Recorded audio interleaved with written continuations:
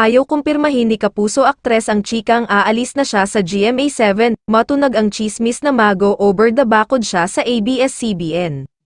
I think it's only fair to keep things private at this stage, and all negotiations are confidential at this very moment, deklara niya sa isang virtual press con. Malakas ang bulong-bulungan na tuloy at doon din ang ending ng negosasyon ng aktres sa paglipat ng network. Ito ay matapos kumalat ang mga balitang nag-expire na ang kontrata, ngayong at ang chika, ay hindi pa daw nagre-renew ang award-winning Kapuso actress. Ayon sa source, hinihintay pa ng kanyang manager na mag-renew ng kontrata at ang chika ay first priority pa rin naman nila ang GMA. Nagustuhan daw nila ang inilatag na mga programang gagawin nito sa Kapamilya Channel.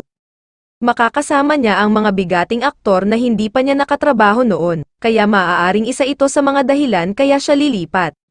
Baka naman feeling ni aktres ay masikip na sila sa GMA7, noon pa pumutok ang chika na gustong mag-over the bakod ng mahusay na aktres, makailang ulit siyang inurirat kung Kapuso pa rin ba siya. I just hope na mag-stays with GMA7, baka masira lang ang career niya pag lumipat siya, komento ng netizens, katulad ni Sunshine Dizon, na isang mahusay na Kapuso actress, artistic growth ang maaaring rason at, oo, iba-iba namang tao ang makakatrabaho, same reason as Bea Alonzo rin, exchange gift bale.